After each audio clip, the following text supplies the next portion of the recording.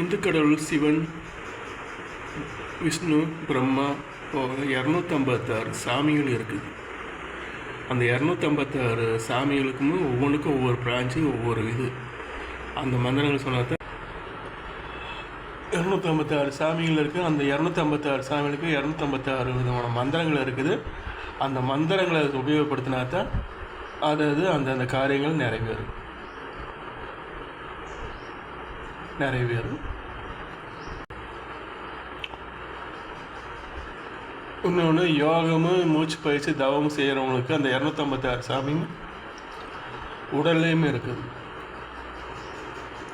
அந்த 256 சாமியும் சிவன், விஷ்ணு, பிரம்மா இது 3 சேர்ந்து இயக்கிறத இந்த மொத்த உடலும். இதுதான் மெய்ஞானிகள், ரிஷிகள், யோகிகள், முனிவர்கள், சாதுக்கள் எல்லாம் சொல்கிறாங்க. இதுதான் உண்மை. அதனால் மனித பிறவி நல்ல பிறவி, அது நல்ல நோக்கத்துக்கோசரம் பயன்படுத்தி நல்ல காரியங்களை செஞ்சு வாழ்நாட்களை கழியுங்க. வாழ்க வளமுடன்.